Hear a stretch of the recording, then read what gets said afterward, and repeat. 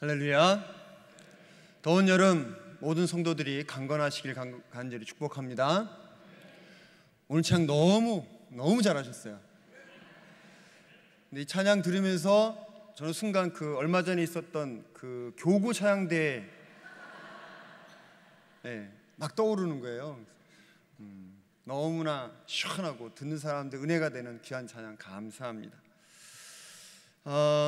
앞으로 후대 역사가들이 우리 시대를 평가하며 역사를 기록할 때 안타깝게 또 부끄럽게 기록할 일이 있다면 그것은 세월호 참사일 것입니다. 300명이 넘는 많은 사람이 죽었음에도 불구하고 막아내지 못했기 때문에 좀 부끄럽게 안타깝게 역사책에 기록될 것이다 생각을 합니다. 저는 세월호 사건을 떠올리면 한 장면이 떠오르는데요. 그것은 배에서 급히 탈출하는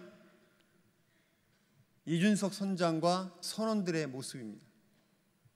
속옷 입은 채로 도망치던 그 장면 여러분들 보셨을 겁니다. 배에서 사고가 터지면 승객들의 안전은 누가 책임집니까? 선장과 선원이죠.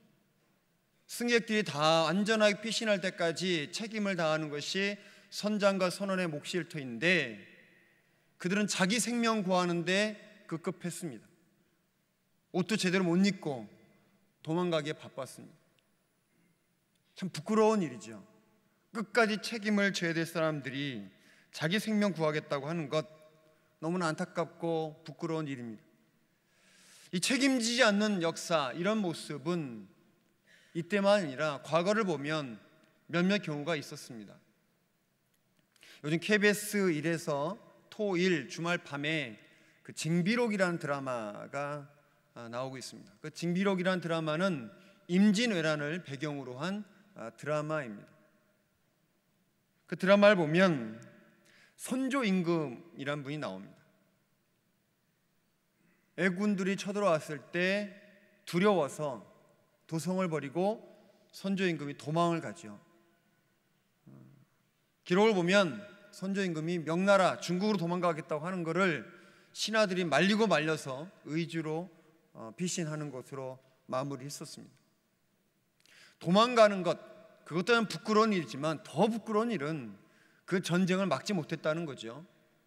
여러분 기억하시겠지만 율곡 이희 선생이 했던 말씀 중에 10만 명의 군대를 좀 양성하자 하는 말이 있습니다. 10만 양병설이라고 하죠. 왜 10만 명의 군대를 양성하자 그렇게 했습니까? 조선에 10만 명의 군대가 없었기 때문에 그랬습니다. 그만한 군대가 없었습니다. 그러니까 이희 선생이 너무 안타까워서 그래도 우리나라를 방비하기 위해서는 10만 명의 군대는 있어야 되지 않겠냐, 그 말씀을 하신 거예요. 그런데 왕과 신하들이 그 책임을 다하지 않았습니다. 왜 그랬을까요? 중국에 명나라가 있었기 때문이 그랬습니다. 명나라가 지켜줄 건데 우리 조선이 웬 군대가 필요하냐라고 그 당시 지도자들이 생각을 하고 있었습니다. 그러다가 그런 크나큰 전쟁을 당하고 수많은 백성들이 죽임을 당하고 나라가 유린을 당하는 안타까운 일이 있었습니다.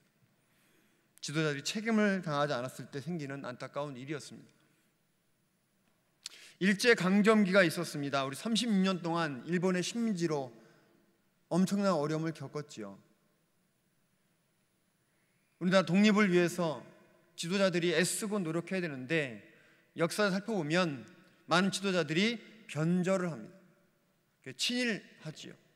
일본으로 받는 많은 재산과 명예와 권력을 누리면서 살았습니다. 부끄러운 줄 알고 나라의 독립을 위해 애썼어야 되는데 지도자라고 하는 사람들이 그러지 않았습니다. 자기 영화 누리는데 바빴습니다. 부끄러운 일이죠. 6.25 한국전쟁 당시 북한군이 쳐들어왔을 때 우리나라의 정부 관료들은 전쟁이 터지자마자 대전으로 도망갔습니다. 방송으로는 우리 국군이 인민군을 무찌르고 북쪽으로 진출하고 있다라는 방송을 계속 하면서 본인들은 진짜 대전으로 도망와 있었습니다. 그 때문에 서울 시민들이 엄청난 어려움을 겪었습니다. 본론으로 들어가겠습니다. 이스라엘이 많은 범죄를 저질렀습니다. 특별히 왕과 귀족들이 우상을 섬기고 부정과 부패를 저지르고 음란에 빠져서 큰 죄악들을 많이 저질렀습니다. 하나님께서 수많은 선지자를 통해서 회개하라고 돌이키라고 말씀했건만 그들은 하지 않았습니다.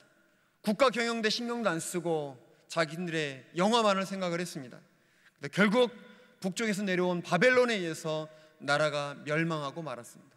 수많은 국민들이 죽고 수많은 국민들이 노예로 끌려갔습니다. 세월을 지나고 또 바벨론이 멸망하고 바사, 페르시아가 고대 근동 지방을 다스리고 있었습니다. 그때 이스라엘 민족 출신이었던 느헤미야가 페르시아의 고위 관직에 있었습니다. 그러던 중 어느 날 친족 중에 한 사람으로부터 예루살렘 성벽이 무너졌다는 얘기를 듣게 됩니다. 그 아름다웠던 성벽, 하나님이 있다고 생각했던 그 예루살렘 성벽이 무너졌다는 얘기 듣고 느헤미야는 너무나 마음이 아팠습니다. 잠을 이루지 못했습니다. 그래서 왕을 찾아가서 자신을 유대 총독으로 삼고 예루살렘 성벽을 다시 재건할 수 있게 해달라고 허락해달라 부탁을 했습니다. 하나님 놀라운 은혜로 느헤미야가 유대 총독으로 임명받아 그가 돌아가서 예루살렘 성벽을 건축하게 됩니다. 그런데 오늘 말씀을 보면 예루살렘 성벽을 건축하는 일에 동참한 많은 사람들의 이름이 기록되고 있습니다. 오늘 시간이 바빠서 3장을 다 읽지 못했는데 1절부터 32절까지 예루살렘 성벽 건축에 참여한 사람들 이름이 자세하게 기록되어 있습니다. 여러분, 그냥 느헤미야와 몇 사람이 성벽 건축에 참여했다라고 끝내면 쉽게 기록되는 거 아니겠습니까? 뭐 굳이 구구절절 그 사람들 이름을 다 기록하고 있는지 궁금한 마음이 듭니다. 여러분들 어떻게 생각하십니까? 아마도 저는 이렇게 생각이 됩니다.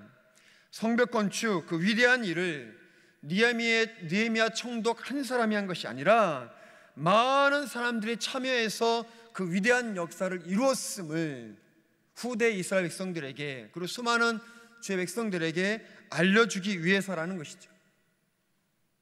평범한 사람들이 다 참여해서 그 책임을 감당했습니다. 2절 보니까 여리고 사람들, 하스나의 자손들, 이름도 없는 사람들이 참여해서 예루살렘 성벽을 건축하는 그 책임을 지었습니다. 여러분, 위대한 사역은 특별한 한두 사람에 의해 이루어지는 것이 아닙니다. 많은 사람들이 참여하여 자기 책임을 다할 때 가능해지는 것입니다.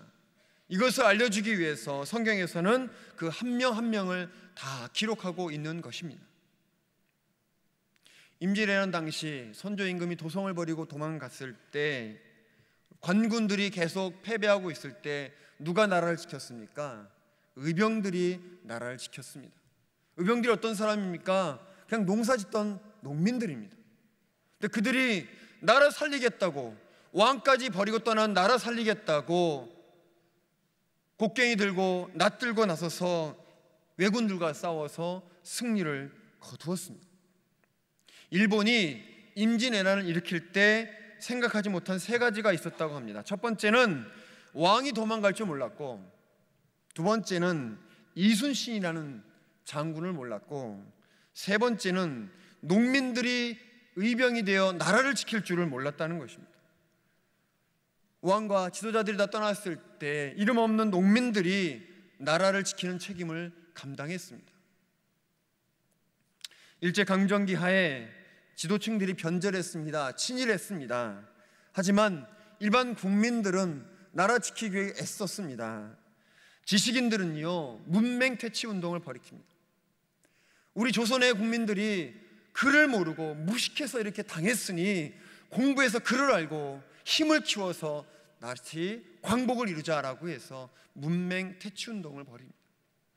농민들, 노동자들도 애쓰고 노력합니다. 당시에 많은 땅을 일본인 지주들 또는 친일 지주들, 또 기업을 일본인 사장들이 갖고 있었습니다. 노동자와 농민들이 소작쟁이나 노동쟁이를 일으키면서 나름대로 독립을 위한 운동들을 이루어 나갔습니다. 평범한 국민들이 독립을 쟁취하기 위해서 책임을 다했던 것이죠. 한국 전쟁 당시에 수많은 사람들이 자원하여서 국가 지키기 위해서 전투에 참여했습니다. 심지어 학생들마저, 공부한 학생들마저 학도병으로 참여해서 나라 지키겠다고 목숨을 걸고 싸웠습니다. 그런 과정 속에서 우리 국가를 다시 찾을 수 있었던 것입니다. 세월호 승무원들은 도망가기 바빴지만 안산 단원고 교사들이 학생들을 지키는 책임을 다하기 위해서 애쓰고 노력했습니다. 살아남은 사람들의 이야기를 정리해 보면 5반 담임이었던 이해봉 역사 선생님은 사고 직후 선박에 매달려 있던 학생들 10명을 탈출시키고 다른 제자 구하겠다고 선실로 내려갔다가 숨지셨습니다. 5층에 머물러서 상대적으로 탈출이 쉬웠던 이지혜 국어 선생님과 김초원 화학 선생님도 제자리에 있던 4층 객실로 내려가서 학생들을 구조하다가 결국 숨지셨습니다. 9반 담임이었던 최혜정 영어 선생님은 5층에 머물다 아래층 내려가서 학생들을 구하고 카카오톡으로 걱정하지 마라, 너희부터 다 내보내고 선생님 나갈게 라는 글을 남기고 학생들을 구하다가 결국 본인은 나오지 못했습니다. 4층에 머물던 고창석 선생님은 구명조끼를 제자들에게 나눠주면서 배에서 탈출하라 탈출하라 목이 터져라 외치며 학생들 탈출을 도왔지만 본인은 진작 가족들 품으로 돌아오지 못했습니다. 2반 담임으로 5층에 묵고있던 전수영 선생님은 생사의 갈림길에서 전화를 건 어머니에게, 학부모에게 아이들에게 구명조끼 다 입히고 나가겠습니다 라고 한 후에 전화를 끊고 학생 탈출시키다가 본인은 나오지 못했습니다. 시체로 발견된 선생님들 모습을 보면 구명조끼를 입은 선생님이 없었다고 합니다. 학생들 살리려고 애쓰다가 그 책임 다하다가 자신들은 죽음을 맞이했던 것입니다.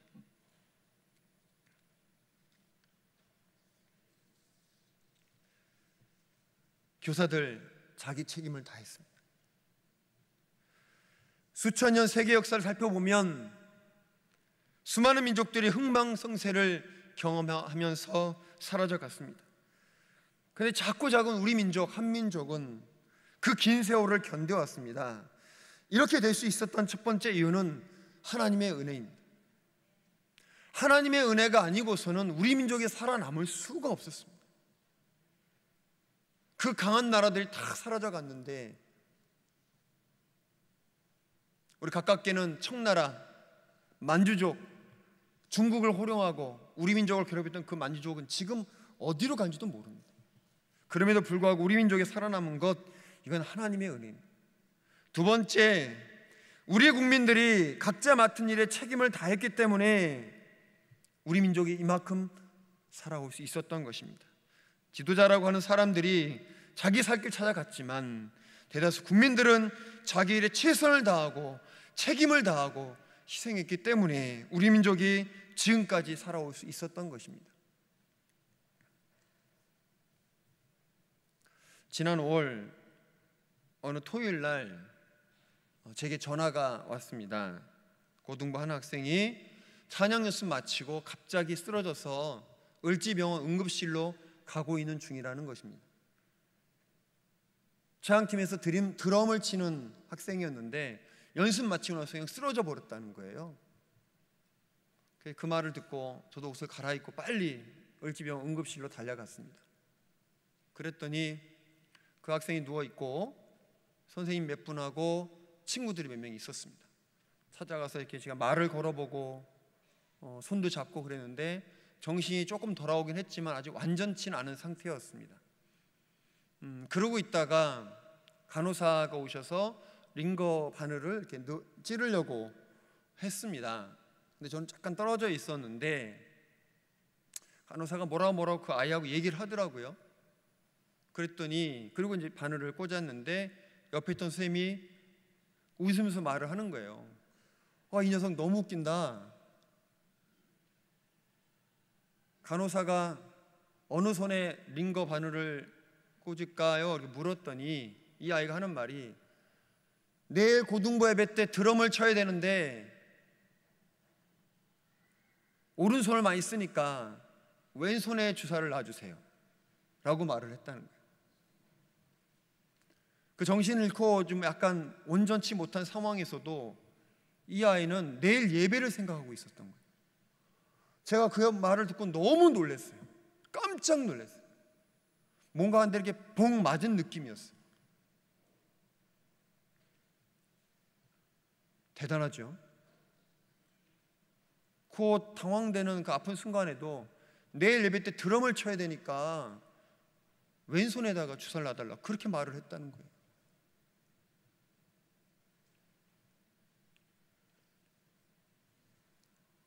제가 연초부터 고등배 학생들이 한 말이 있습니다. 또 여러분들에게 드릴 말씀이 있는데, 주말반 학원, 토일에 가는 학원 절대로 가면 안 된다. 주일엔 예배 드려야 된다. 그렇게 제가 강조했고 고등부에서 했습니다. 그랬더니 아이들 중에는 안 된다, 이게 성적 때문에 어쩔 수 없다 하는 고3들이 몇 명 있었어요. 고2도 있었고. 근데 제가 무조건 안 된다, 이건 뭐 양보도 타협도 없다, 주일 예배를 어떻게 학원하고 양보를 할 수 있고 성적하고 비교할 수 있냐, 안 된다라고 했더니 한 명, 두 명 주말반 학원 다니던 아이들이 돌아와서 고등부 예배에 잘 참여하고 있습니다. 그건 결단이에요. 성적, 좋은 대학보다 하나님, 예배, 이게 더 중요하다고 우리 고등부 학생들이 결단을 내린 거예요.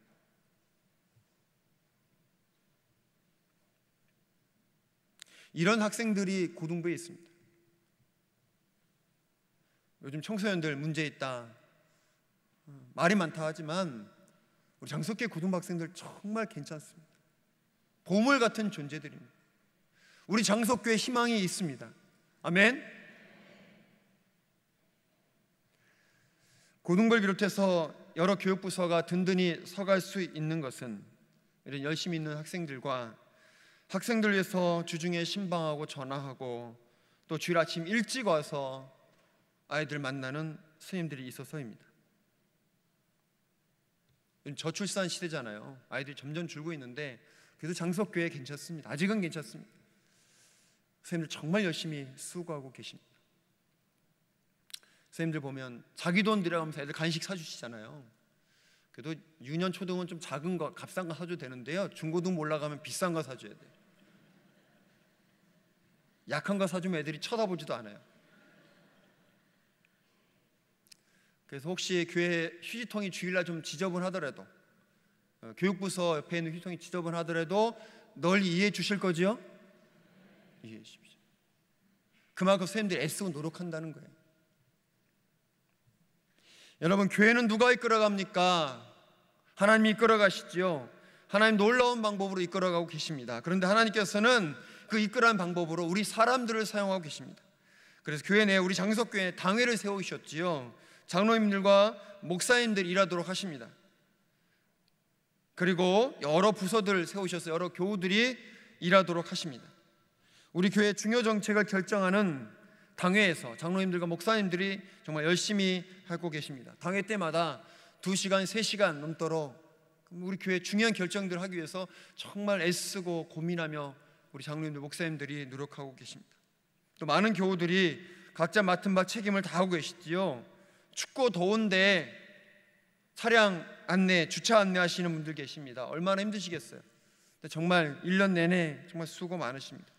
또 주일인데 피곤하고 지치는데도 불구하고 찬양대와 찬양단으로 우리 수고하는 분들 계십니다. 또 식당 안에서 특히 더운 여름에 그 땀 막 흘리시면서 식당에서 식사 준비하는 우리 식당 봉사자들 계십니다. 또 맛있는 차를 준비하기 위해서 카페에서 봉사하는 여러 교우들 계십니다. 또 헌금위원으로 봉사하신 분들, 예배위원으로 봉사하는 분들 많이 계시고요. 또 예배 시간에 예배가 아름답게 하나님께 드려지기 위해서 기도실에서 기도하는 분들 계십니다. 또 청소 봉사하신 분들 계시고요. 성찬 때마다 포도주와 떡을 준비하는 분들 계십니다.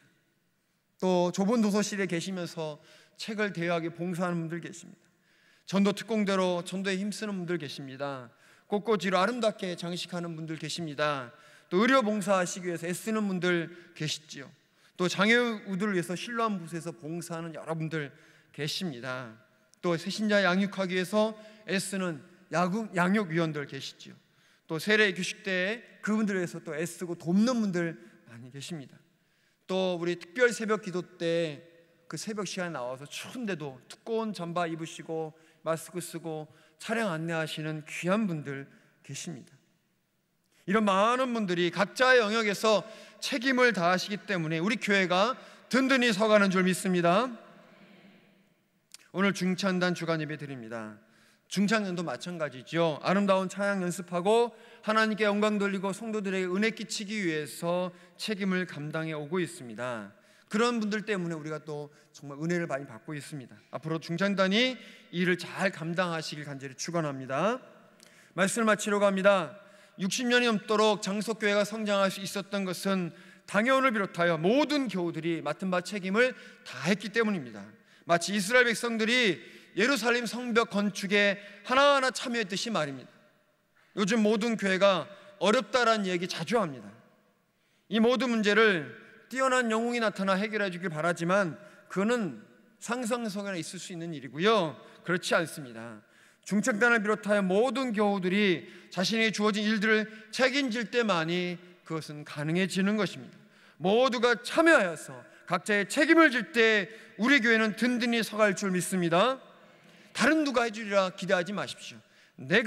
우리가 우리 부서의 책임을 다 감당하면 우리 장속교회는 더 성장하고 더 멋지게 하나님의 일을 감당할 줄 믿습니다. 여기 모인 모든 분들이 맡겨진 일에 책임을 다하여 하나님의 사명을 다하는 여러분들 되시기를 간절히 축원합니다. 기도하겠습니다.